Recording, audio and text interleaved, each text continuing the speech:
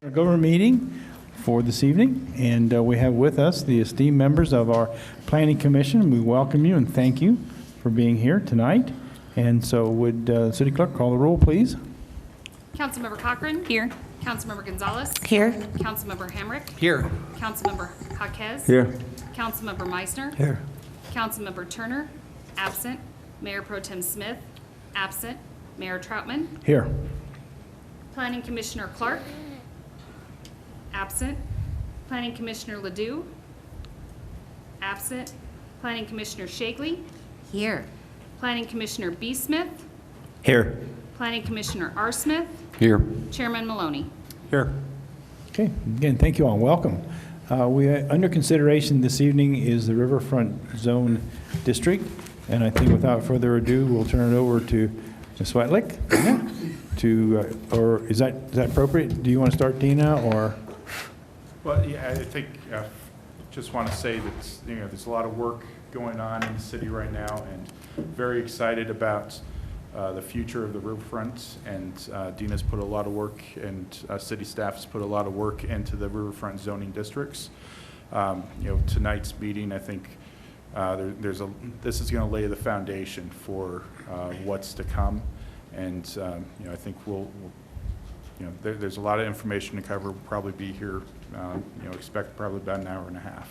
Okay, is your mic on, Ryan? I believe so, yeah. Okay. It's green here. All right. Okay. With no further ado, hand it over Dina? to Dina. Okay, so good evening, everybody. Evening. And our audience. So glad everybody could make it. With some of the absences, it's nice to have everybody up front so we can make sure that this gets recorded.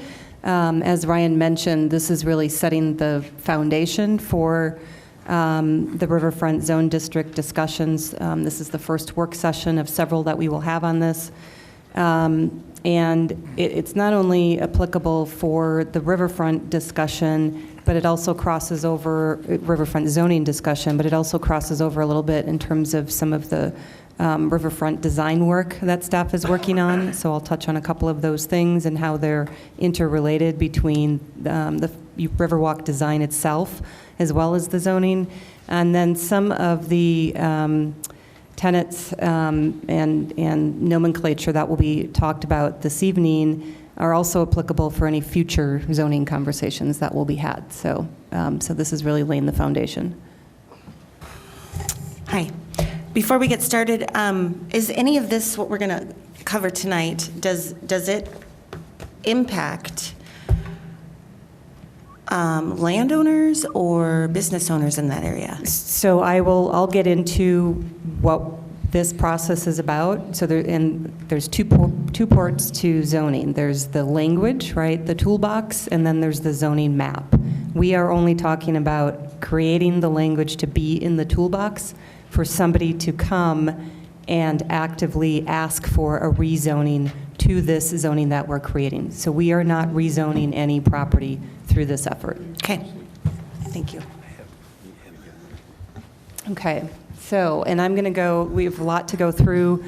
I'm going to go relatively quickly, at least during the first two portions of the presentation.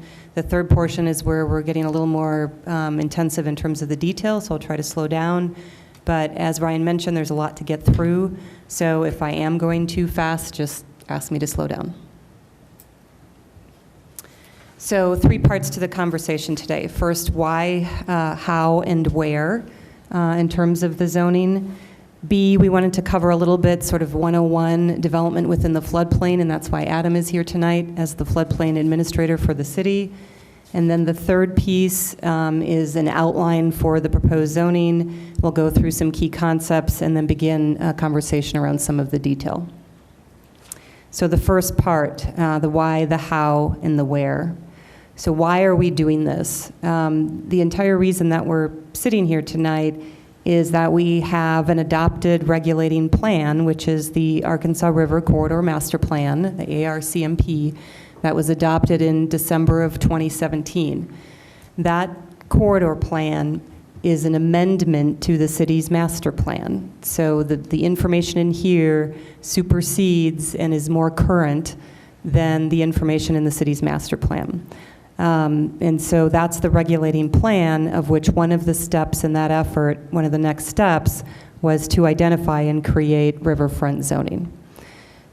We also know that the reasons that we're doing this are obviously to activate the riverfront, to really stir and spur some reinvestment along our riverfront, and creating new zoning to allow specifically for more creative development patterns within the city in a key area of the city. So how are we doing this? We're doing this by creating 2 new zone districts. And this nomenclature is what we're going to be using moving forward. So RF is riverfront. So RF-MU is riverfront mixed use. And the second new zone district that we will be creating is RFR, so riverfront residential. So there's 2 new zone districts that we'll be creating. And the other sort of impetus for the approach to this is to create a bit more user-friendly approach to creating zoning, and how it looks and feels, and how those tools are utilized by not only staff but future applicants. So the third piece is where. Where is this going to be within the code first? And so obviously this is a component of our municipal code. All of the zoning currently is within Title 17, and so this will sit within Title 17.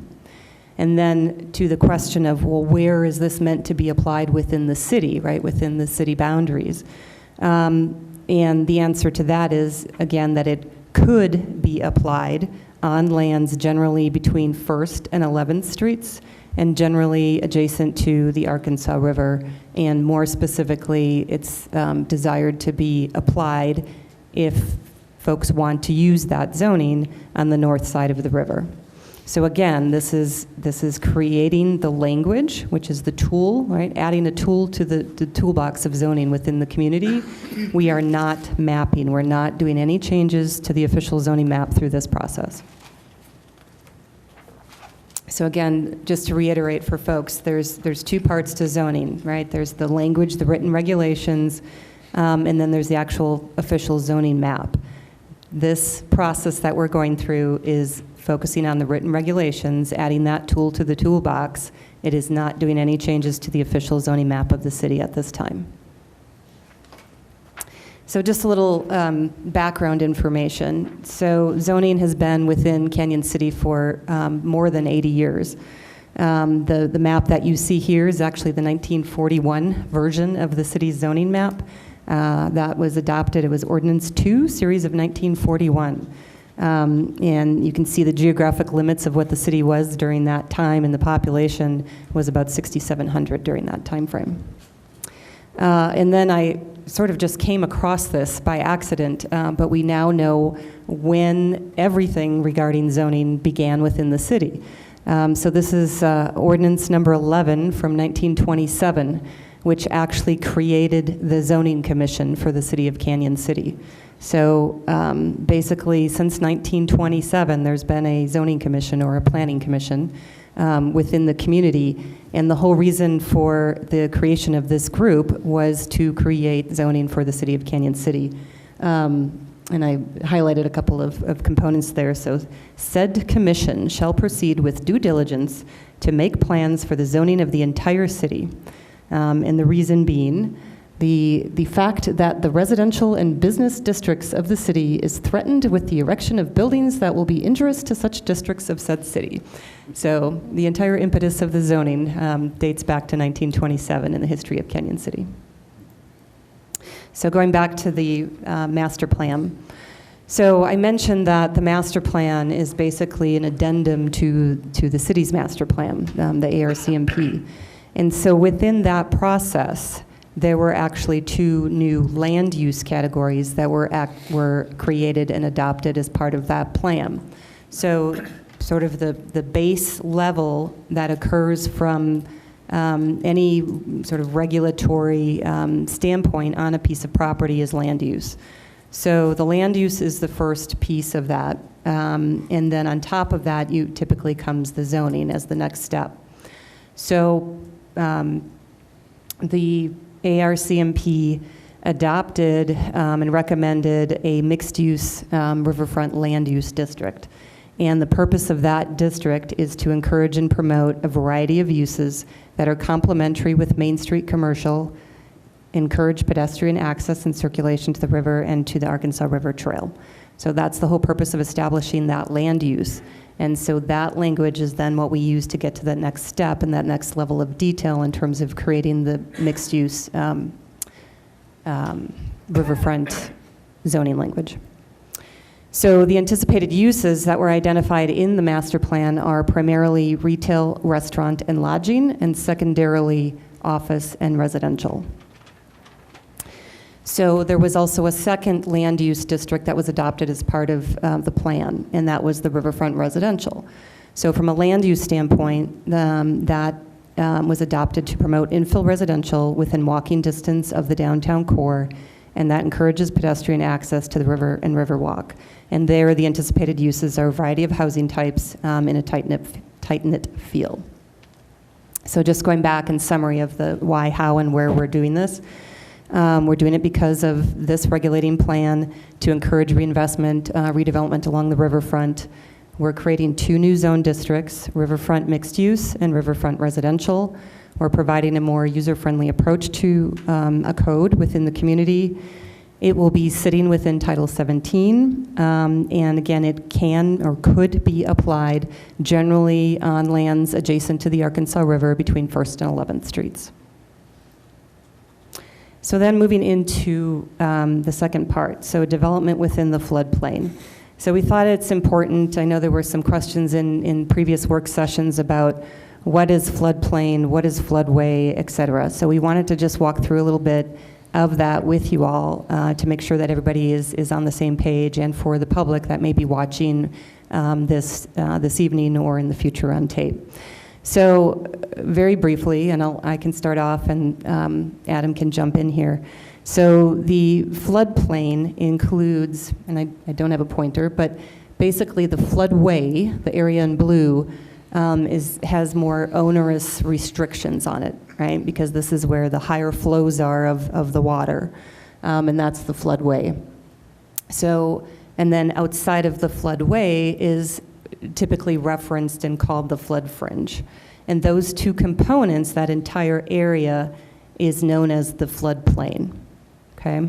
So that's what it looks like sort of in a section, if you took a section of the river.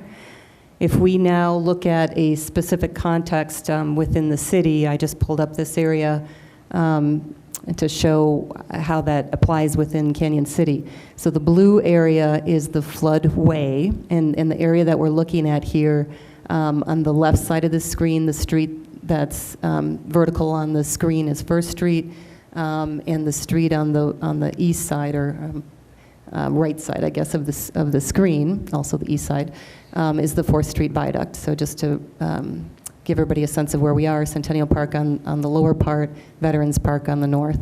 So the blue area is the floodway, and then the lighter white area is the flood fringe. So all of that area together is the floodplain. So who regulates this within the city? Adam does. Each city needs to designate a floodplain administrator, and that is the city engineer within the city of Canyon City. Floodplain regulations were first adopted in about 1982 in the community, and most recently were amended, and that meant mostly moving them as part of that junk drawer cleanup we did on Title VIII, right? So previously they sat within Title VIII, now they have their own title in Title 21. And so one of the things that we've discovered in looking at creating zoning language for our riverfront and some of the staff meetings that we've had is that we may need to amend some of the language in Title 21 to get to the types of development that we want along the riverfront. And so we don't need to get into detail on that tonight. That'll flesh out as we get further into the process. So again, just example of floodway versus flood fringe. And then, I don't know, Adam, maybe you want to take this one and walk through what the different requirements are from a development standpoint, depending on where somebody is located. Sure. So current requirements, if you build in the floodplain, or sometimes it's referred to as a special flood hazard area, that's the area of floodplain that we regulate. So you may have heard the 100-year floodplain, that term, or the 1% annual chance. That's all based on statistical analysis, based on the hydrology of the stream bed or the river. And so really, it all comes down to risk and cost of insurance is really what's the main driver behind the mapping and the regulations. So we belong to the National Flood Insurance Program, and in doing so and having certain regulations and certain standards, we then pass on savings and the ability to buy flood insurance. Because if we weren't part of the flood insurance program with certain standards, then our residents wouldn't be able to buy flood insurance and be protected in that way. So the floodplain, you know, Dina explained the difference between the floodplain and the floodway, but in that floodplain, you can construct structures with a permit and with meeting certain standards. Always for residential, that means elevating above that base flood elevation plus a freeboard. So there's a certain elevation relative to the depth of the water that's been calculated where those residential properties have to be raised to protect those, you know, and eliminate risk there. Or obviously not eliminate, but decrease the risk there. Non-residential structures in the floodplain can either be elevated or they can be flood-proofed, because the thought behind that is no one's sleeping there overnight, usually when the flood comes. And so flood-proofing means that that bottom floor of the property can be below that elevation of the flood, but then up to the elevation that we're talking about, the base flood elevation, there's some sort of flood-proofing that has been integrated into the structure. Basically, so the structure can survive a flood and be used after the event. So on floodway, though, so the floodway, again, is that, best way to understand that maybe is just, it's the core flow of the stream. It's where the highest velocities are at. And there's been a determination made in the hydrology that if you add anything within that floodway, then you're impacting other areas beyond where you're impacting the floodway. A way to think about that is, you know, you have a tub of water or a pan of water and you fill it up with rocks. It raises that level of water elsewhere within the tub. So that's the idea behind that, is we don't want to have that impact upon the neighbors. And so there's a certain standard that has to be met to build within that floodway.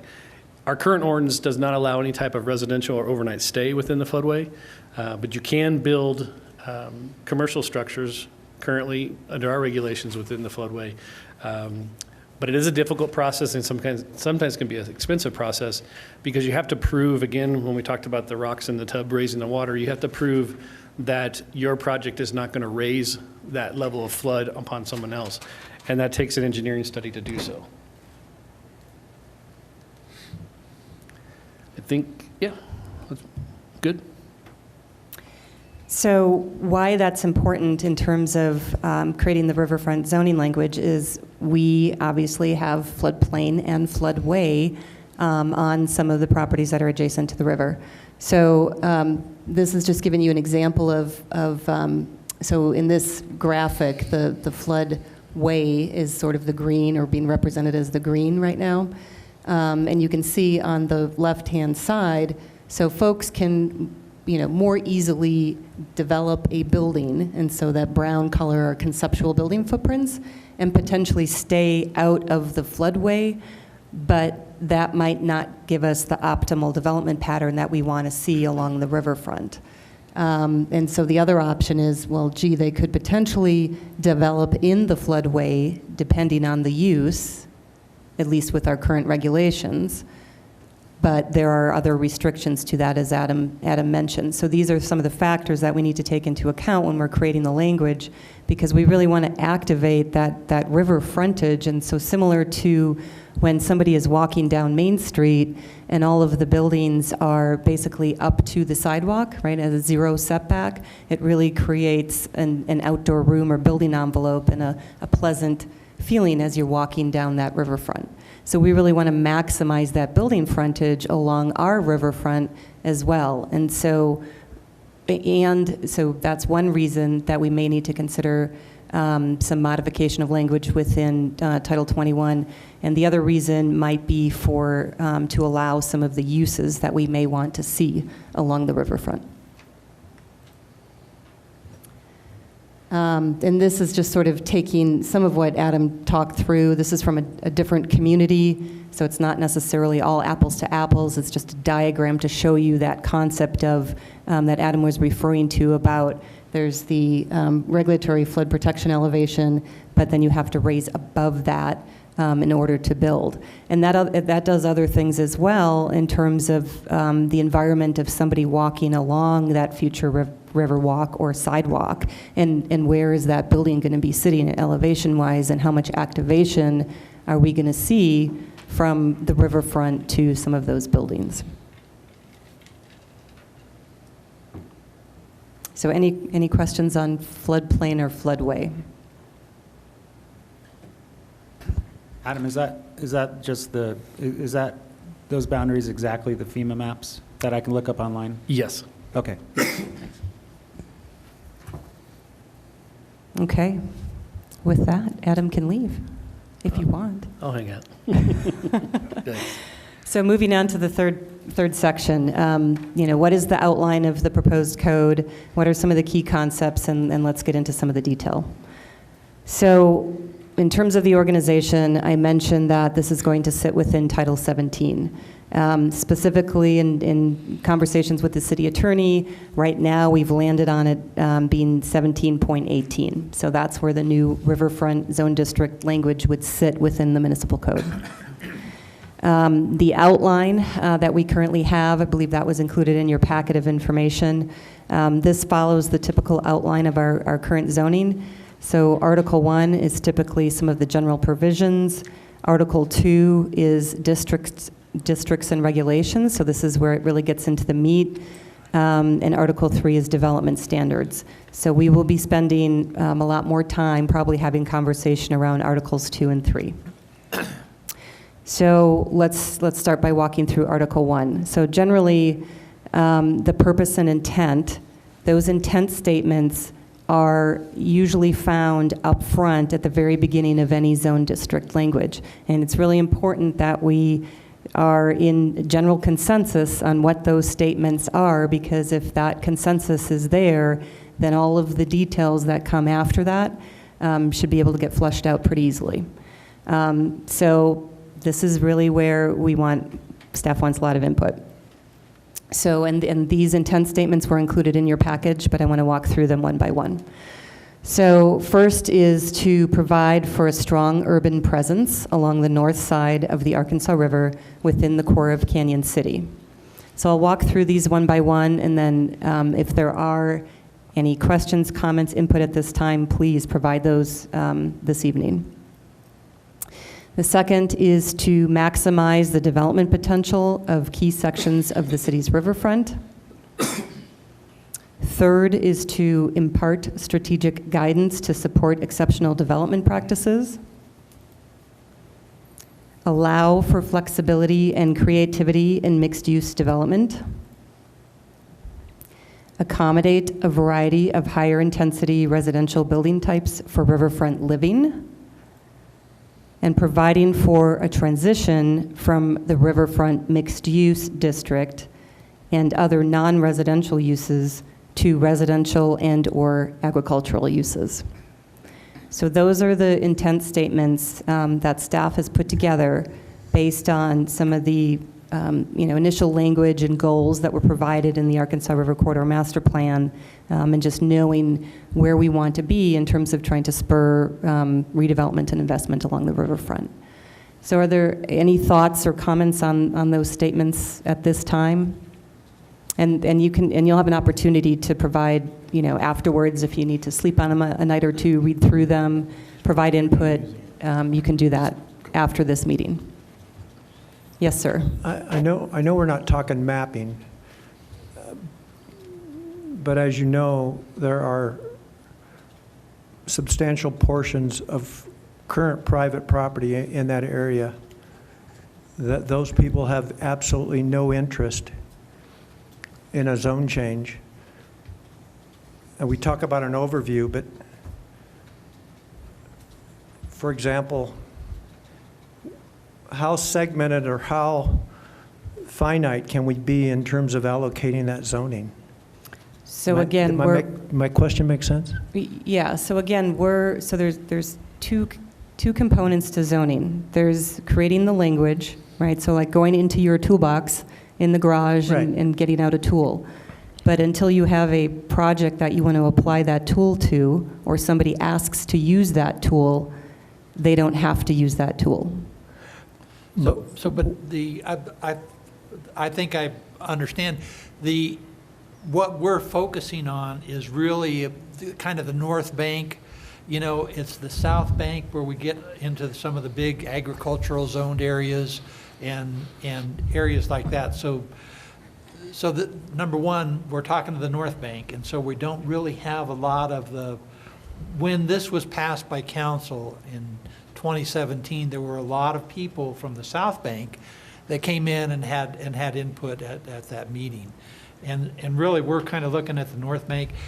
Your comment is still valid, but it's most of the North Bank is industrial, isn't it? Really, mostly industrial over Right. there. Right? Industrial and commercial, and general commercial, yep. Right, and so we're not really talking about residential or agricultural at this point. Right. I think we're going to get muddled up here, and even if you could take north out of there, what I think Dean is saying is all we're talking about is a type of a zone. You could almost do this without considering any place because it's layered, as you said. All we're taking is something new. This isn't residential, this isn't agriculture, just something new for Canyon City. Mm-hmm. You could apply it hopefully along the river, but not necessarily. But so all we're saying is that this is a different type of zoning. We're trying to flush through the verbiage of it. Forget where it's at. Honestly, I don't know. Do you really need to put north side on there? Could you just take, what do you think? Well, there is an intent of if somebody came in and wanted to rezone to riverfront zoning, then they would have to use, as we'll get into this, you'll see there are sub-districts. And we had to calibrate that language because the parcel sizes are so different and unique. So it was hard to do kind of a one-size-fits-all. Yeah. But again, we're only saying if you want to use this tool, right? Right. It's sort of like in the current parking standards that the city has, right? There's regulations for doing 90-degree parking, for doing angled parking, of different degrees. So if I'm coming in and developing a commercial project, and I want to do an angled parking lot. So now I know what tool I want to use, and I go to the city's design standards, and I look at what the tool says for angled parking within the city of Canyon City. So at that point, then I apply that tool. But until I decide to do that, nothing happens. It's just providing an option. Yeah. Well, I realize that, but as you progress in the zoning, I'm assuming that it has to fit within these 6 categories. Is that right? But if you look at a little bit ahead, the next slide, it says zoning map will not change through this process. Right. Is that part of I'm it? not talking about as Oh. a map, but I'm talking about Right. at the point when we talk about, I guess I don't fully understand your last checkpoint. So the last checkpoint is to make sure that as we're creating this new district, and if somebody comes in to apply and ask for a rezone to riverfront mixed use, to make sure that that development is, and you'll see this when we get into some of the setback conversations. So it's similar to some of the conversations that have been had in the last few years around some of the transitions and screening between commercial uses and residential uses. So that's sort of the general gist of what that last intent statement is getting to make sure that we're transitioning from a potential riverfront mixed-use development to residential uses and/or agricultural uses. Does that make sense? If you say it does. Well, So so analytical. Dina, that's like so typically you wouldn't put residential right next to industrial. Right. You have industrial, commercial, maybe multifamily, then residential. That's the transition you're talking about, right? Right. Yeah. Yeah, so it would be someone that would have industrial land that somewhere in the town and say, I want to do residential, you'd pull out what that zoning entails. That's all we're doing here. We're not talking anywhere other, we could, makes sense. I mean, it says riverfront, so it probably won't be near the river, but it's just a tool. It's just some verbiage there. If you want to use it, you pull that out. I come up with industrial land and say, I kind of like to have that riverfront zoning. We have it codified, here it is. We can use it. Right, so it's Close? similar, like right now, let's say I live in a R1 zone district, and I'm coming in and I'm submitting an application to rezone to R3 because I want to put more units on my property, right? So that, you're doing that ask for to be allocated a new zone district. I guess, I think there's a reasonable number of people out there that would like to see some form of, I'm going to say guarantee Reassurance. that their property is going to be protected relative to the zone changes that happen around them. And I don't see that up there. Yeah, that would be the transition. So when... I know, when- but somewhere, I don't see the protection of my property in there. And that's the concern of a vast number of people, and I realize it's on the south side, but we need to have some mechanism in there that protects the existing property owners from these zoning changes. Well, so That's the- their concern. Right, so if it's their property and they do not want to rezone, they do not have to rezone. If it's the adjacent property, then yes, that last check mark in terms of providing a transition. So, as planning commissioners know, when a rezone comes before you, some of the initial conversation and the staff report and staff research is supposed to, one, what does the land use say? What's the land use that's desired here? That's the first thing to check. And by virtue of this plan being adopted, it's already talking about riverfront land uses and ideally the types of uses that are desired in those land uses. So that's the first thing that's looked at. The next thing that's looked at is, well, what are the intent statements for the zoning and where this should apply? And so do we think that it's applicable to be rezoned to this use? And so that trigger, again, is meant to be, and maybe we need to wordsmith that last intent statement. But Let me this, say- yep. We currently have some situations where there's been zone changes, where the grandfathered properties have responsibilities on them now for screening that didn't exist prior to the zone changes. And what I don't want is a change in her lot beside me, and then all of a sudden, because of the difference in zoning, I now have responsibilities, particularly relative to screening, to protect her property. And that's a massive problem we currently have, is some of those grandfathered properties are having to go through the expense, particularly of screening, because of changes in zoning that's happened over the years. And there needs to be some protection in this basic concept that those landowners are not going to be subjective to that. So one of the things that we can follow up on is we'll look into the code in terms of some of that language of screening. I think specifically right now it refers to sort of a commercial zone to residential, but we'll take a look at that and see if that, based on the current language, may apply here or not, or we can add in some language as part of the riverfront zoning that speaks to that. Okay. Didn't we, quite a while back, what was going on with, they're saying is, I thought we had said that those folks that are grandfathered clock in, no change, the only time a change that would come about for some of the new zoning regulations is once that property has been sold. And then once that property's been sold, the new landowner or new owner of the business now would have to comply with the zoning regulations that we adopted. Only if they come in and ask for a rezoning. So in other words, and I'm going to use the example, big old tires out there. Not big old, the other one, Peerless, crossing the highway by Walmart. there's no screening requirement, but we did a deal there that said, if I'm wrong, people let me know. If they sold that business, even if another tire business came in, they were going to have to put screening. I don't know about that exactly. That might have been before my time, but we can check that specific example and see if there's some language. Well, see, Well, those are he's some of exactly the right. things when we look at the flexibility of stuff like that, because I was here when that went through. I don't know who all was here, but that was one of our big arguments that we had with regards to something like that, telling somebody, okay, you sell your business, a tire business, and then somebody buys it, the same location, and now they have to hide it from the public. So it's the Big O Tires, or is it a different site, a different? No, he's talking about, Peerless? Peerless Okay, Tire. so let's look into that. Okay.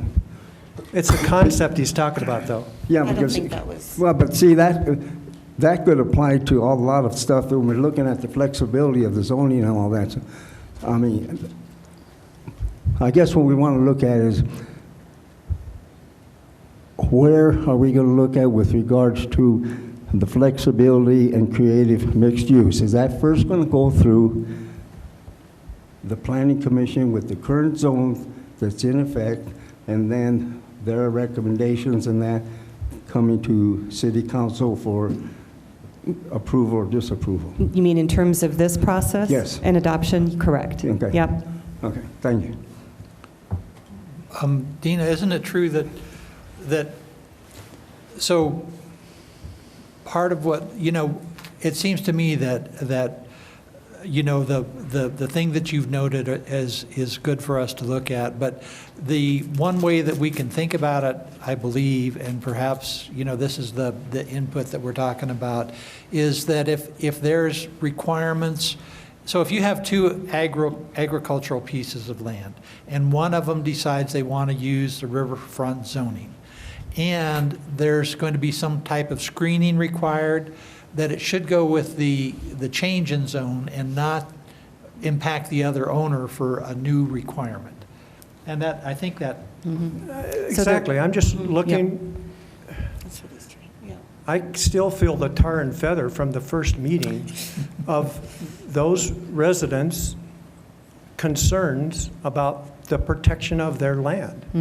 And I don't see that in these fundamental statements that you're telling me that we're going to use to formulate this whole new zoning policy, or Well, whatever you want to call it. So two responses to that. One, we'll make sure we consider various if-then scenarios as we get into the detail, but I think that's the key, that those types of protections or assurances is in the detail. So these Okay. intent statements are meant to be kind of the 10,000-foot look. But that land protection is at the 10,000-foot level. So as you're reading through these in the next few days, if you have any suggestions on modification or clarification within one of the intent statements, or perhaps a suggestion to add one, Okay. email that to me. Thank you. Anything else on the intent statements? Okay. So moving on to applicability, and I've given there's a little key code down here on where we are.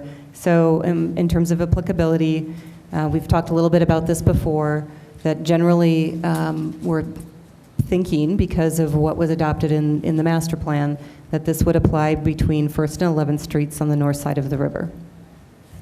The official zoning map, again, will not change through this process. An applicant can request to rezone property to one of these districts. So just like I was talking about with, if I'm in R1 and I want to come and ask for a rezone to R3, I go through that application and that process with the city. But then, given this new approach to the zoning that we're trying to create and make it more user-friendly, we are including graphics, and you'll see a lot of graphics as we move forward in the conversation tonight. So one of the graphics that would be in the zoning is what we're calling a regulating plan. This is not the zoning map. It's a graphic to talk generally about where we think the different regulations should apply. And again, that gets to, we're trying to be as accommodating as possible to the existing site conditions in these areas. And because some of those existing site conditions are unique from a size or configuration standpoint, we've actually calibrated kind of sub-areas within the mixed-use zone. And so that's the purpose of a regulating plan. This is not a zoning map. So the regulating plan that we've proposed includes 3 sub-districts of the riverfront mixed use, an A, a B, and a C. And the reason for that, again, is, as I've stated, there are different parcel sizes and different dimensions.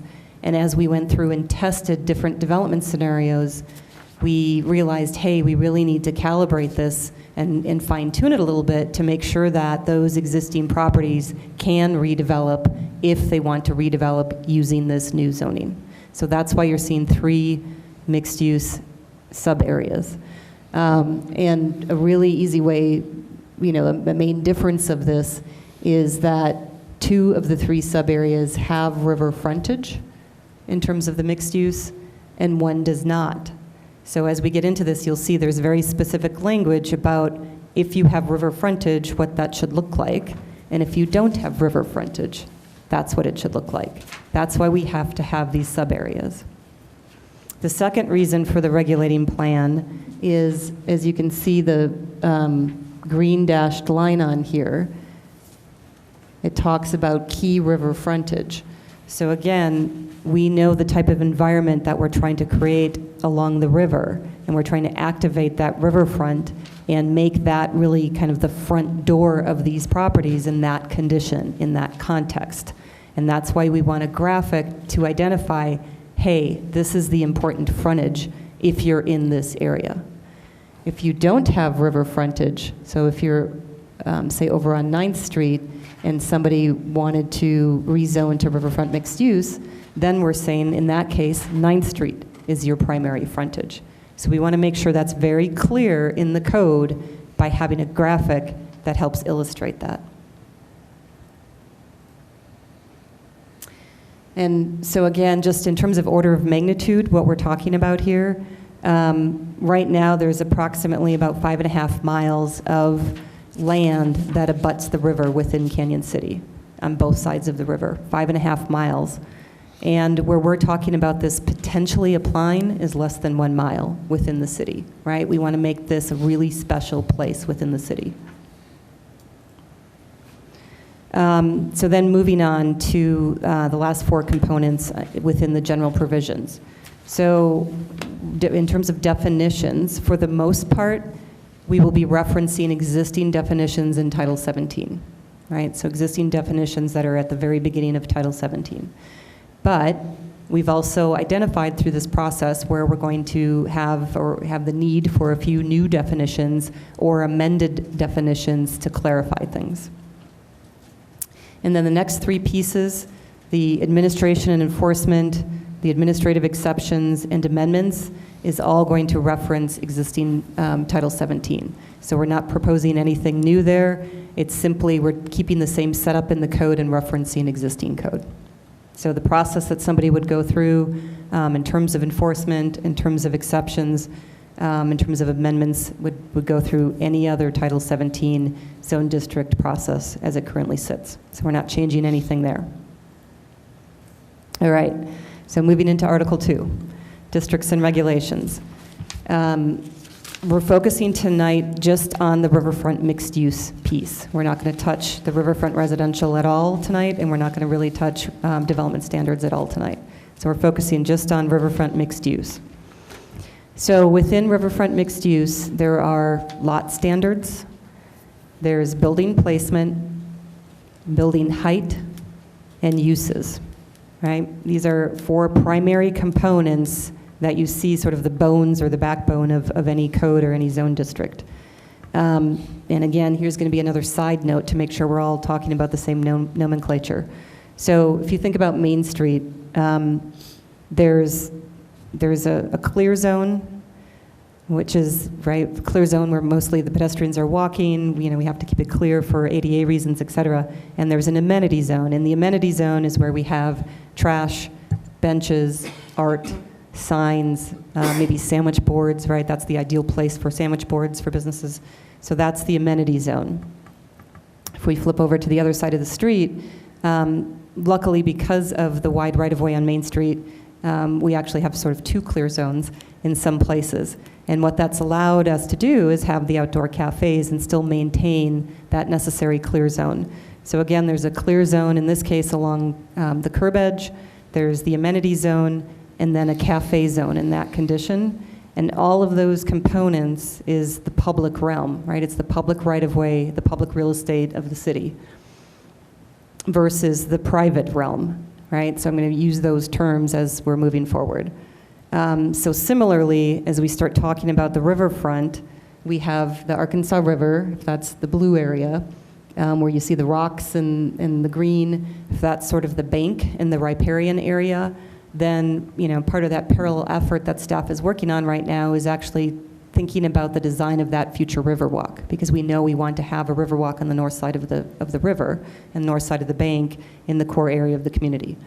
So again, we want to make sure that we're having a clear zone, right, for folks to either traverse on foot or bike. But then we also want to make sure that we're accommodating an amenity zone along our future riverfront as well. And in this case, we're envisioning that amenity zone to be on the back side or the opposite side of the river, okay? And again, that amenity zone is meant to be a places for benches, people to rest, for trash receptacles, things like that, along this future Riverwalk. Yep. So the clear zone is also the Riverwalk? The clear zone is the Riverwalk. Okay. Yep, is the Riverwalk itself. And so, and I'll also touch on, we'll get into this later, the amenity zone, similar to how the public realm is used on Main Street with outdoor cafes. The amenity zone, we're envisioning to also be a possible encroachment area where outdoor cafes can come into the public Riverwalk, okay? But then again, we have that public realm of the Riverwalk, the future Riverwalk, and then the private realm. So the zoning is talking about the private realm. So back to Article 2. So in terms of those lot standards, building placement and building height, talking about the private realm, there's, you know, we've set up a table to talk through that. So as you can see within the information, there's lot standards, which gets to lot size, lot width, and lot coverage. There's building placement, building height, and then sometimes there'll be some notes specific to that table on the bottom of the table. So that's how it's going to be organized in the future code. And then it also references, again, the regulating plan, because we have those 3 sub-districts that I mentioned in terms of the mixed use, and we've calibrated setbacks to accommodate the different existing lot configurations in those 3 sub-districts. So this is no different than current zoning. So I pulled literally R3, our R3 zoning. This is the exact language, the way it looks in the code now. We have lot standards. We have building placement or setback standards. We have height standards. And the code also talks about development standards and regulations.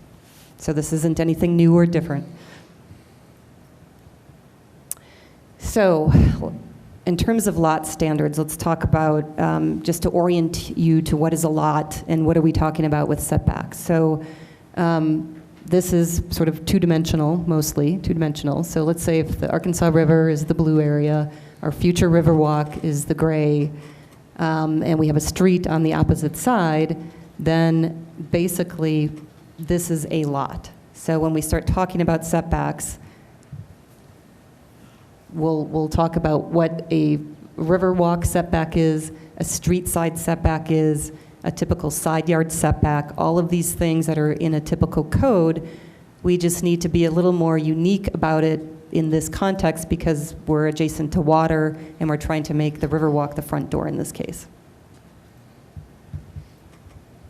So within that lot, right, if you think about the space that a building goes in, so there's sort of that box, right, as an overall box that you could potentially develop in terms of the lot standards. But we know by virtue of zoning having setbacks, and height restrictions that you can't always develop and maximize out that box. So these are the proposed lot standards for the mixed-use zones along the riverfront. The lot size, the lot width, the primary, and again, they have to calibrate, and we have to talk about not only a river frontage, but a street frontage. And that's why you see both of those line items here, whereas in a typical code anywhere else, you would just see, what's the front yard, or the minimum lot width for, say, a, residential single-family lot. So in here, we're being very distinctive and different in terms of it's the river frontage, minimum lot standards, and then if you have a street frontage, what that should be. So as you can see, if you look specifically at the lot width for river frontage, that's NA in this district because none of those lots abut the river, right? So that's why it says NA in that case. But otherwise, we've identified what those minimum lot widths should be and the minimum lot sizes. And we looked very specifically, we looked at almost every single existing lot in those areas, either existing lot and or existing adjacent ownership to get to those minimum standards to make sure that within those existing lots, things can work. And then I'll come back to lot coverage a little bit later. So we're similar to right now, our central business district allows for 100% lot coverage. So that entire footprint of the lot can be covered with building. In the current general commercial category, buildings can cover 75% of lots currently in that existing zoning language. So this is what we're proposing for the riverfront. Would from 5th to 9th Street, would there potentially be a situation where you would have a lot that would have street frontage and? Yes. So I'm confused then. How would you determine? So that's why there's, I wish I had a pointer. That's why there's the importance of the regulating plan. So we can talk about if you have that situation, what is the primary frontage? And we're saying that primary frontage in that condition is the river. Okay.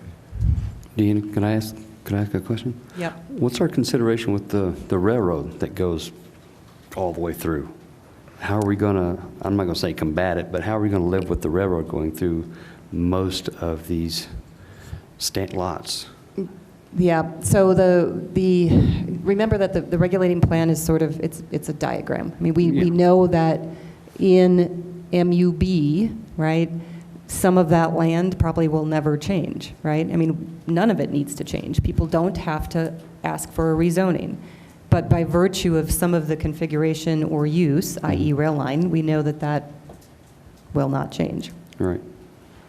Okay. And so, Thank you. Dina, I would say it's not a concern, yeah. I just know there's actually one place in Colorado Springs, a dental office, and I've been in there when I'm getting my teeth worked on, and all of a sudden a train goes by. It's like, wow, this is not a good place for this. But I was just kind of curious, because I noticed the same thing. Thank you. To answer that question a little bit, speaking to developers, they're aware of the trains there and soundproofing and things like that from a development standpoint. Would there be some? No dentist office. Or would there be a wall, like a soundproof wall or something? I don't know. Oh, I see. So your concern is from a noise and vibration standpoint. Just certain I don't things. think so. I don't think the amount of traffic we have here warrants that. I mean, that's part of the interesting factor of being on the riverfront in Canyon City. I mean, the Central Platte Valley in Denver has freight trains going through on a very regular basis, and there are high-rise condos adjacent to the tracks. I guess it's just the easement. It's not, I know it's not size and all that, but it's just how much property are we going to lose with the railroad easement and all that going through there Well, on either side of the track? So right now, the railroad is in its own ownership. Right. So the parcels, the owners that may come in and ask for a rezoning, most of them wouldn't be affected by the existing rail line. Okay. Go ahead. So just a general comment and a question. So really what the goal, I think, of this whole exercise is to create zoning, to create the toolbox that developers can use to come in and add value to the property that exists there so that it becomes more valuable, we can build more valuable things on it, and all the way along the river is what we're talking in this zone, in this area, the stretch that we're talking about. My specific question is, so if a person owns a lot and their lot line, say, goes to the center of the river or something like that, and that's where some of the concerns I think that we've heard, but given that what we're trying to do is create a zoning that creates value, that allows the property to be developed at a much higher economic value than growing daisies along there or something like that. But so if the lot extends into the river, this zoning would require that rights of ways be deeded to the city. You're jumping ahead. I'm sorry. Yes, absolutely. And that's why, again, we have different sub-districts, because that's prevalent in MUB, Okay. that situation. And one further question. So if somebody wants to use that model that you have up there on the screen, where the lot line goes right to the edge of the public use area, if we call it that, or the building, the edge of the building goes right to the public use. Are there any provisions? Yes, like what you've got there. Yeah. Are there any provisions for if for instance someone wanted to build a restaurant overhang out into that area? Would that be allowed? Is that? Yes. Where would the provisions for that exist? Can you wait a few slides? Sure, you bet. Thank you. And what's the rationale for 25,000 square foot lot? That's over half acre. Could it be smaller than that, or is that what's the reasoning behind that size? We want to keep these parcels larger, so that the footprint, so that we can get, that there's the opportunity for a decent-sized development to come in, instead of, say, a bunch of really, really small buildings. So what we've done is, again, we looked at the existing parcel sizes and or adjacent ownership, and sort of that lowest common denominator is the minimum lot size, because we really don't want to encourage subdivision of any of these lots, because most of them, I mean, you're looking at like 0.4 acres is the smallest. I mean, in terms of getting a mixed-use development, right, this whole zone district is called mixed use. So in order to encourage that type of development, increase the value, we want to make sure that we're keeping the lot sizes big enough. Does that make sense? Well, I don't know that I could support that. I think that's awful large, but I get your point too. It would be nice if the developer thought that way. But what I would see down there are maybe one building owned by one person with several kinds of shops in it, instead of having, 100-foot lots with 4 buildings. That would be great. But I'm thinking in real life, if I was trying to sell one of those, that's a big chunk of money. And I'm not sure a half acre. I don't know. We'll see how it goes. We can always change our mind and make it smaller. I know what you're going with that, but I think that seems big. What's the risk? And I understand your point. I'm just wondering how many developers out there are willing to take down a half-acre lot at the expense of that would be, and then encumber themselves for the fact that they're going to have to build a building that is the bare. 60% of that. Well, Yeah. 90% of that is 22,000 square foot building. That's a big expense. I just wonder, I guess what you do, since we don't have an area, we're just talking about in generalities. If it doesn't work, we can change our mind and change it. But it seems like a big number. Big amount. I'm sorry. Go Yeah. ahead. As you look at Section A, I mean, you're talking Skyline Steel, the ice plant, the depot, Yeah. and our city parking lot. I mean, Yeah. it's, And you know, there there's, again, good point. City owns- 4 property owners already there. City pretty much owns all that anyway, so it's kind of a moot point, but I thought I had to say that until you brought it up. Yeah, but you still got the problem with the lot size, whatever. Well, but the city is going to own, except for the ice house in A, all that property. So no harm, no foul. Right, and what we're trying to do with that is put out RFPs. Sure. That's going to encourage the development that we want to see along the river. Sure.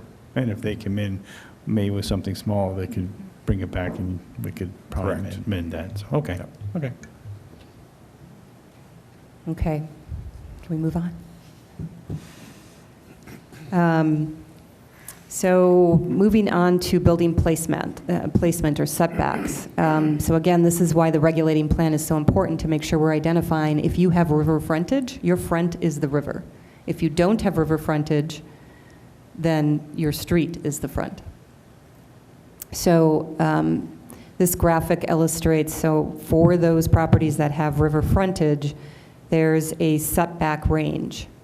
So a lot of times codes, and our current code talks about minimum setbacks and only minimum setbacks. Here, we're actually giving a setback range. So we're talking about a minimum setback and a maximum setback. So again, we're creating that outdoor room and activity for folks walking along the riverfront as much as possible.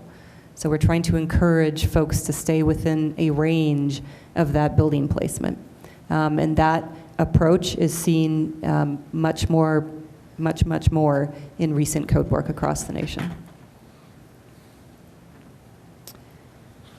So in answer to my previous question, if you had both, if you have a property that has both frontages, the riverfront will be the primary. If you're default. adjacent to the river. And that's the reason for the regulating plan. And there will be text, like you're seeing a lot of the graphics tonight and just the charts. There's going to be additional written text, right, to support this and clarify. So looking at the draft language right now for the mixed use A, B, and C, considering that Riverwalk setback range, right? So the top area that you see here is talking about what those setbacks are proposed to be, specifically if you abut the Riverwalk. And this is why we had to calibrate to the different sub-districts, because in A, we already know that the city's going to have control and ownership of that future Riverwalk, so we can very definitively say what that setback needs to be. As you can see, when we move into B, there is that exact condition where some of the lot lines are in the center of the river and some of the lot lines are on the edge of the river. And so we're still talking through what's the best way to identify some sort of setback there, right? So we're still thinking through what the best way is to address that. We don't have that exact answer yet. So do we talk about top of bank? How do we define top of bank? What elevation is top of bank? So all of those things are still to be vetted a little bit. And then obviously if you get into MUC, there is no river frontage there. So that's why the table has NA in that condition, because there is no river frontage. And so this is just a sort of a section looking down a site in terms of that range, minimum and maximum setback range. And so I pulled this graphic, specifically to show you how complicated MUB is in terms of where the property lines are and the elevations. So again, that's something that we're going to keep vetting and talking through what the best approach is for those setbacks. And again, here, this is the area where if somebody comes in and asks for a rezone to riverfront mixed use, we have to decide, is that going to be the trigger then when they have to dedicate land, either via easement or whatever it may be for the future Riverwalk, right? So that's, again, why we have that regulating plan, and we need to calibrate to these sub-districts so that we know that there's a trigger, so it's a if-then. If somebody comes in and asks to rezone to the mixed-use riverfront in this area, that needs to trigger the city getting that easement to construct our future Riverwalk, right? So hence why this is very calibrated. So we don't need to answer that tonight. So moving back, So then there's the question about street front, right? So that's why there's the row in here, not column, of street front setback. So obviously, if you're in MUA, your riverfront is your primary frontage. You don't have a street front as a front yard. So the table says NA in that condition. It's only when you move into subdistricts or areas B and C that we need to accommodate a street frontage. And so that's why that language is there. And then as you go down the chart, you have the typical considerations in terms of side yard setback, if it's an alley, or lane that you're abutting. And then you can see here specifically where we've identified if you're abutting a residential zone, what a setback should be. If you're abutting a commercial zone, what the setback should be. So that gets to some of your concern, Jim.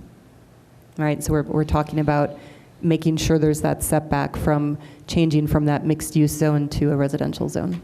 But you're not considering the possibility of a street coming in from First Street to link up to that parking lot behind the ice plant.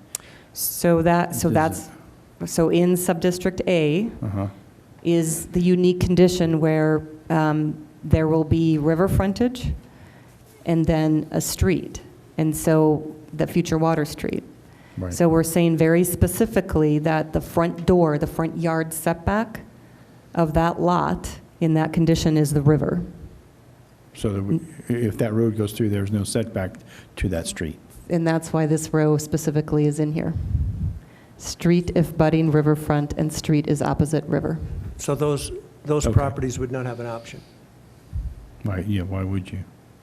Well, I don't know. Well, it's basically, it's 0 foot Zero. It's setback zero. and, well, Yeah. actually, it's zero on the street side. So let's say it's the Skyline Steel side. Yeah, With a future water street coming through. right, So the water street setback is proposed to be 0 right now. right, okay, The riverfront setback is the 5 foot to 10 foot range. yeah. And we went back and forth in terms of conversations of having that be 0 and having that be a bigger range. And we wanted the bigger range to make sure we're allowing for and accommodating potential outdoor cafes to really enliven the riverfront. Okay.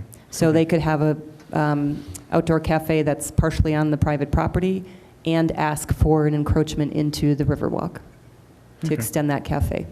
Do you anticipate some of those businesses in that area as being, I don't know how else to say this, but dual entry buildings where, like in Vail, where you're coming in the front of the building, which appears to be the front of the business, but then as you go to the back, then you've got a complete different facade and everything else back there? Right. So yes, there probably would be dual entries, and that's something that makes the site design and architecture very important as well. Okay, so let's see. So now let's talk about build out if the parcel abuts the river. So this gives you a sense of, in terms of combining some of the lot standards with building placement, the darker red color indicates sort of the minimum lot coverage and minimum river frontage. So it kind of gives you that footprint of what a building might look like on a property. And then the lighter color is the maximum lot coverage. So again, we're providing different options in terms of how buildings could be built, in terms of that lot coverage.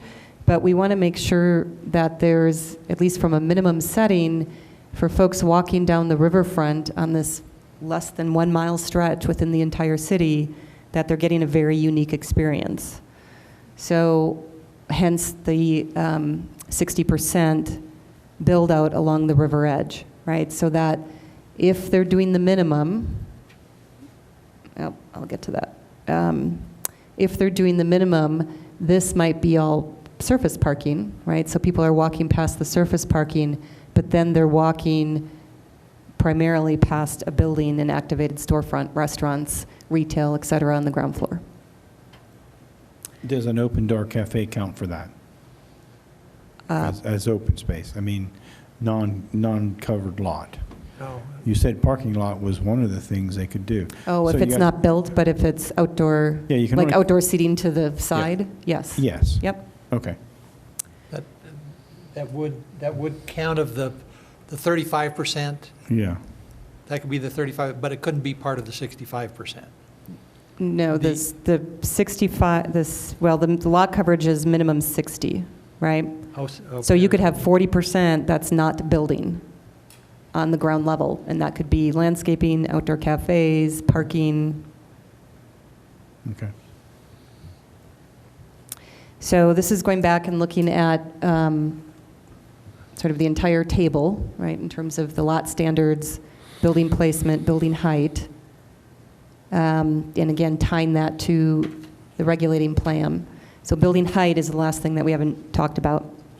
So going back to that overall box, right, the black dash line, the dark red here, the color is different on my screen. So the red that you see there is showing sort of a minimum, not only building footprint, but building envelope, right? So that's what this is illustrating, kind of the smallest building that somebody could potentially build on the site. And here's an example of what that might look like. This is a diagram, it's not architecture, but it shows how you could still have surface parking to accommodate parking on the site at a surface level without being forced to go into structured parking or something like that. So you can still accommodate surface parking on that property, on site, and have a building, right? So this is sort of the minimum. And is that a two-story building? That's a two-story building. Thank you. And so then this is showing the maximum. And so remember, when we have maximums don't mean this will ever get built. I mean, just by virtue of the carrying capacity of the land, what a developer's pro forma works out to, by the time you do parking considerations, this may never happen, but this is the maximum that could happen, right, in terms of the lot build-out and building height. So this is just a scenario of a maximum building scenario. And Okay. that's a five-story building. That was a 5-story building. So, and right now, so we're, in terms of the building heights, we're saying a maximum of 70 feet on the riverfront. That's actually higher than, taller than most of the Main Street buildings. Our current code, both the Central Business District and the General Commercial, allow buildings up to 100 feet. And we didn't think that was appropriate here. So it allows for, say, a 4 or 5-story building. A lot of buildings are considered a podium building, so the bottom floor is concrete and stick-built or wood above that. And those tend to be 5 stories, and sometimes you can do 5 over 1 in terms of construction. So we're accommodating that. So that might be a mixed-use residential building, it might be a hotel, et cetera. So then encroachments. There's been some questions around this. We've talked about this a little bit. So let's go back to the diagram. Remember our public realm with the future Riverwalk, which is the clear zone, and then amenity zone, and then that abutting the private property. So we're saying that there can be an encroachment, right? Just like we allow now with outdoor cafes to come into Main Street onto the sidewalk, that we're going to allow an encroachment onto the public realm or the Riverwalk in that amenity zone. So between the setback that they have, the front yard setback, and the encroachment, they could potentially do up to a 14-foot deep patio along the riverfront. And so here's just, again, another illustration to show the public realm component. So you have the riparian zone, the Riverwalk, the amenity zone of the Riverwalk, which is the darker green. Then that transition from the darker green to the lighter green is the property line. And so this is showing you then, you also see the riverfront setback zone, that light pink, that's where the building can be. And so this is showing you how somebody could develop a building within that setback, have an outdoor cafe partially on their property, and then also ask for an encroachment to come into the Riverwalk. And the joke is, so this is my future table in the corner here. Looks like a folding table. So the other thing to consider, and that we've been talking about in some of these key zones, at least in sub-area A and B, is that we also want to ask for an easement going from the Riverwalk back to the street. So on the sides of the properties that we're allowing people to move back and forth from the riverfront to, say, the next block, or to parking, to Water Street, whatever that may be. So we want to ask for an easement on those side lots to make sure we're getting that pedestrian connection, as well as a little bit of green space on either side of the property, or either side of the walkway. Are those easement recommendations pretty typical for that type of development? Looks like you're... Especially for Riverwalks, because if the properties are about 350 feet long, make sure you have the breaks to be able to allow people to move back and forth. Right. And it works within the lot coverage, the maximum lot coverage. So, But are those easements reasonable for other developments in terms of the amount of land that you're sacrificing as a property owner? Yeah, a lot of developments will have that side yard setback anyway, right? They'll have a side yard setback of X feet. So instead of kind of stating it as a side yard setback of 10 feet, we're saying, hey, we want an easement of 9 feet to be able to provide this pedestrian connection. And, some of these buildings, as you can see here, right, there's going to be the need for egress doors and things like that for some of these buildings if they're bigger buildings. So that way they're egressing onto a sidewalk. Yep. I know we're talking about private property, but can I ask a question about the public realm? With the Riverwalk piece, it looks like it's paved. Are we talking about paving that? Well, we haven't decided on anything. I think some of the conversations, at least around this particular section, at least from First to Fourth, would be paved. Like this is. It would make more sense if we have places to eat out there. Right. So of all of the, remember we have 5.5 miles, plus or minus of frontage within the entire city.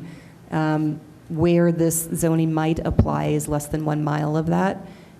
Even a smaller portion of that, just from First to Fourth, is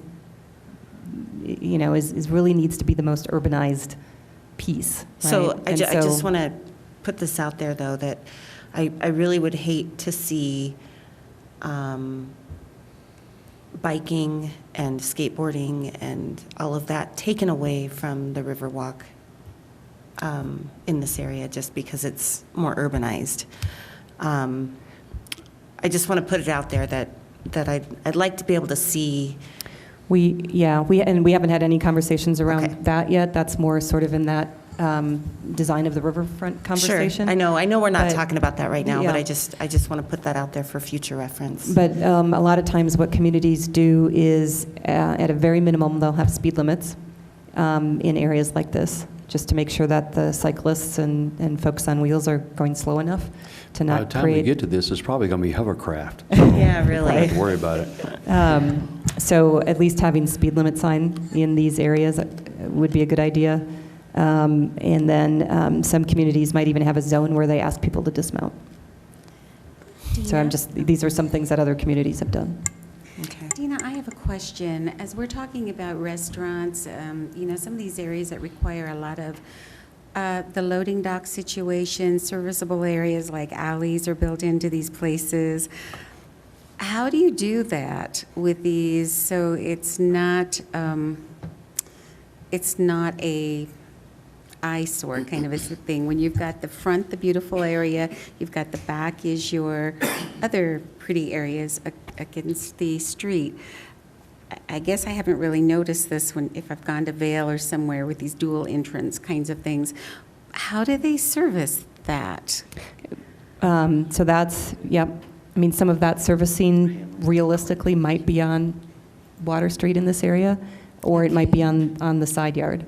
So, I mean, that's some of the things that we'll consider when we get into the design standards in terms of potential screening of those areas. Yeah, I was just wondering, because those big buildings are going to require a lot of servicing. And sometimes, depending on the size of development, they're actually an enclosure within the building. Yeah. And then they're I was rolled out. Wondering about that. Okay. Yep. Thank you. Okay, so this is the last thing. So then we move on to use standards, right? So we've talked about lot standards, the building setbacks, the building height. So the last main piece, and this table is in your packets, the last main core piece to zoning, to a zone district, is what uses are allowed. So this is the table of the proposed permitted uses, conditional uses, and special review uses for the riverfront mixed-use zone districts. And what we've done here is basically looked at sort of our, the whole toolbox of different uses that we have currently within the city, but pared it down for this unique area because we don't necessarily want, for example, a doggy daycare, right on the ground level, right in our primary riverfront, right? So we were very careful about identifying what uses are permitted uses, what are conditional uses, and what are special review uses. And then again, as you can see, even more so in MUA, that very tiny district, we're getting even a little bit more restrictive with what we want to allow on the ground floor to really activate the riverfront, and what we're saying can be in that district, but it has to be on an upper floor.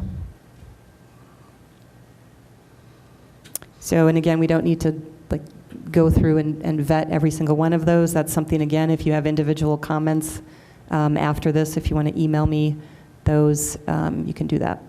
Or if there's any comments now. I find the childcare on the bottom floor of A interesting. It's not allowed. Under conditional uses? So, and the note there says that it would be a kind of a secondary use to a principal use.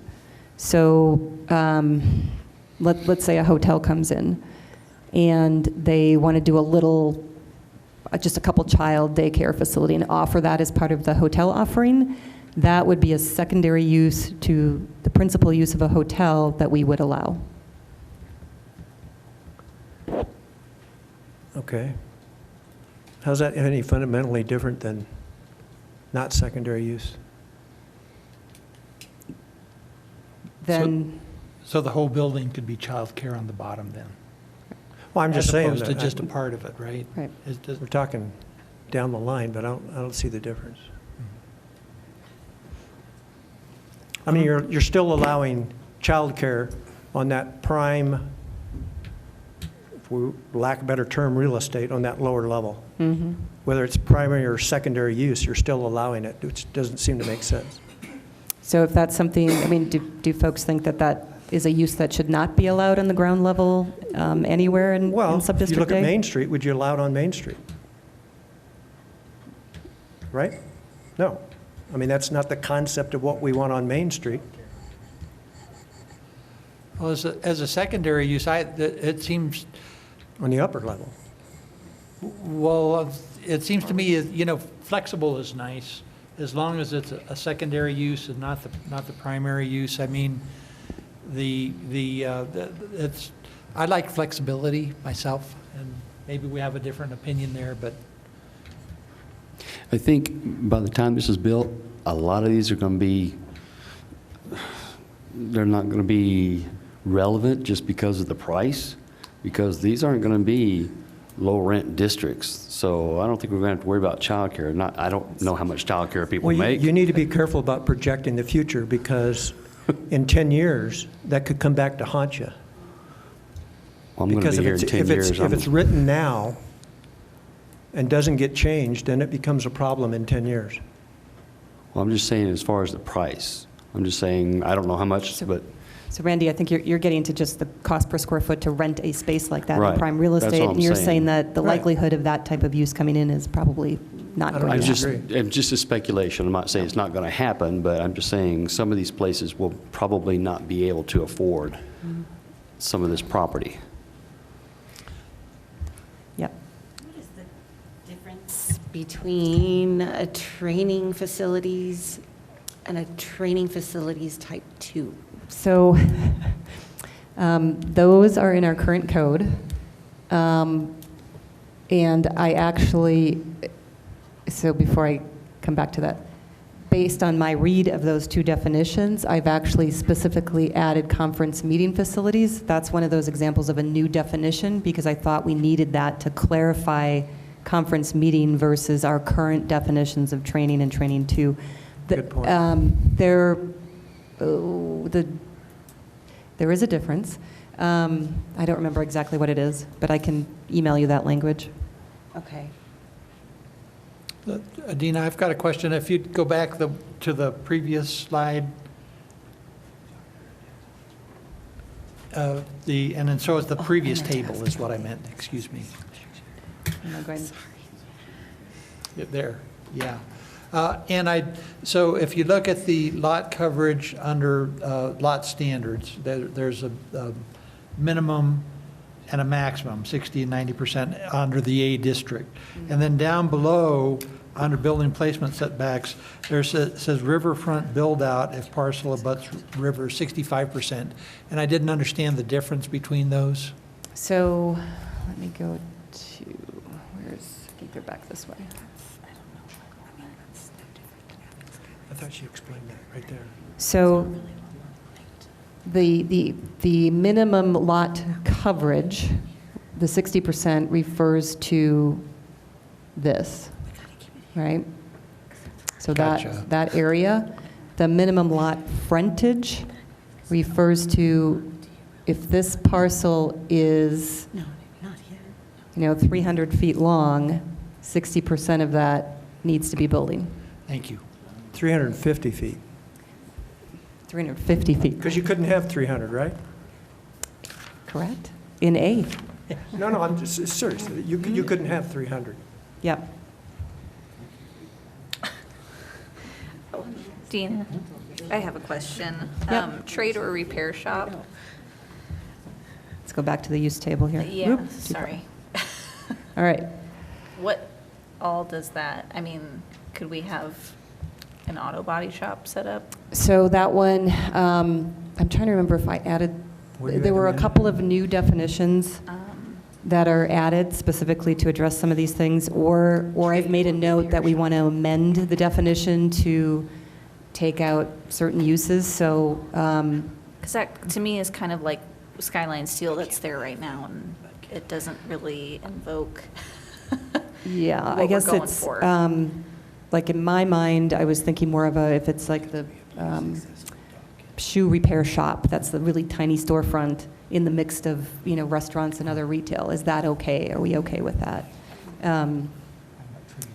Or But- repair your kayak.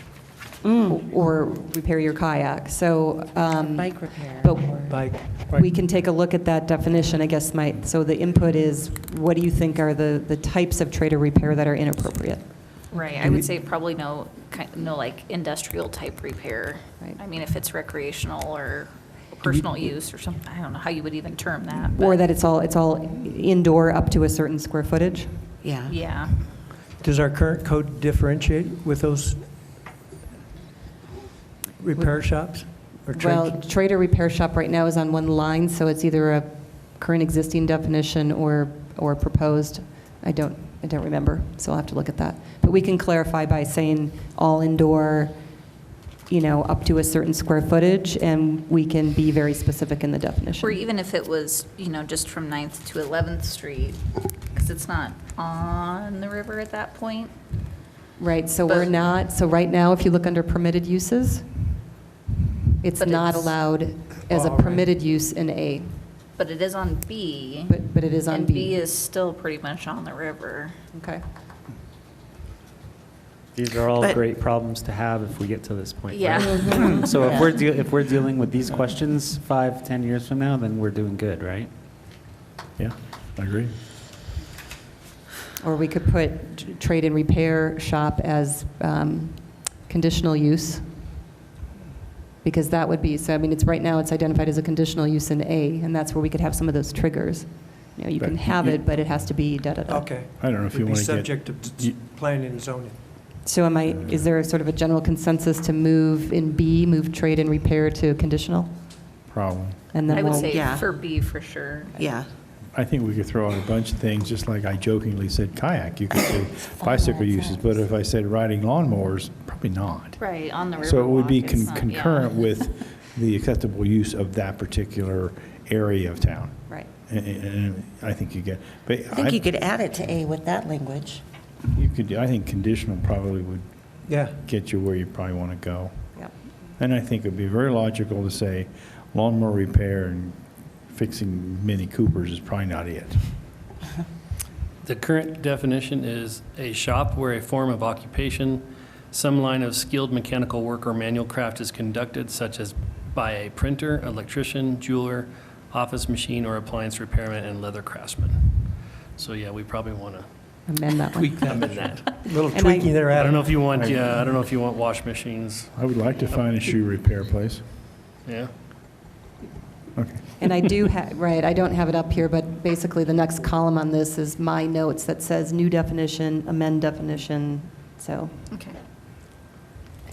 Oh, and what's, sorry, one more. What's an accessory structure or accessory use? So in our current code has that as one definition, Okay. accessory use and And structure structure. or structure, which those are, a use is very different than a structure. So I've actually split them out, so accessory use is kind of that secondary use again, to a principal use, that those are allowed, versus an accessory structure is meant to be, say, a garage to a house, right? The secondary or an accessory structure. So we're saying that we don't want to allow any accessory structures in A and B. And C, by virtue of its location, may be okay to have an accessory structure. So we're getting close, we're at time, so I just want to. Yes, go ahead. I just wanted to commend staff for the work they've done on this. I think it's well thought out. I think it hangs together pretty well. I think you deserve a lot of kudos for preparing this, presenting it to us tonight, and I just wanted to thank you. You're welcome. It was this fun. This is the stuff I, Does, The end? does that mean we're done? I got a question. What? Oh, on this slide. no, Oh, it's general. Oh, because I was going for my gavel. I mean, no, I I'm would- just kidding. Just kidding. We're at an hour and a half. He promised us, and he did say an hour and a half, didn't he? No, I just had a general question, so go ahead. No, go ahead. So, well, I was just going to do next, so the next session, again, is more detail, provide any sort of updates or calibration to the mixed-use district. We'll get into the Riverfront Residential District, and then into the design standards. And in terms of some of the upcoming dates that have been set or are tentative, the next session is September 4th. So, and realistically, that gives staff about 2 weeks to do the work between now and next packet deadline. So next session is September 4th. We've added an extra one in for the 18th. We'll see where this goes, but right now, tentatively, we're hoping to go to Planning Commission in September. So I don't see Planning Commission on September 4th, 18th, so we get a break, or? Planning again. Commission is not coming to 4th or the 18th. That's just city council Well, and so only. this was something I was going to ask. I mean, I think it's valuable. I mean, right now, we don't have those identified as joint sessions. I think it'd be valuable for them to both be joint sessions if commissioners are open to that, and you're available to attend. That would be my preference. Okay, so the master plan has reference to, and I realize that was a dream as we talked about, substantial development on the south side. It appears that with this zoning concept, which was I thought, take this whole process further, it appears that we've, for lack of better terms, have abandoned any south side development. So what page are you on? So I I'm can not on any page, it's a concept here. Right, but So it's page 33 is where the map is. Okay, thank you. Well, 30, and actually on page 40. Yep. On page 40, there's a number of more residential open space developments which created a lot of controversy, but that's not the point. The point is, there was some potential development on that south side that looks to have not been addressed at all here. But Yep. then, along with that, is as if I were to develop something on the south side, would I have an RF option? Because we keep mentioning north side.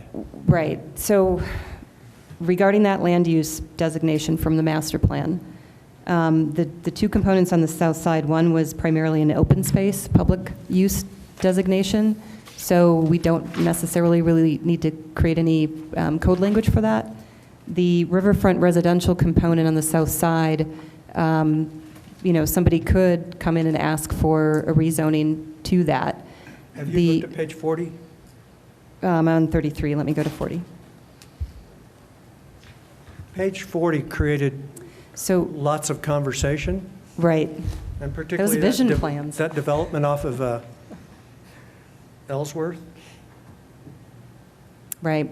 So the idea, right, the general idea is just trying to get more residential within walking distance of not only Main Street, but the riverfront and future riverfront development. So whether that happens, if somebody wants to come in and rezone and sort of upzone to more density to provide more residential, they can do that because the master plan as the regulating document would support that. If they don't want to, they don't have to. But would any of those future developments have the riverfront zoning option available to them? They could. I mean, we have not specifically identified the riverfront residential on the south side of the river as part of the regulating plan.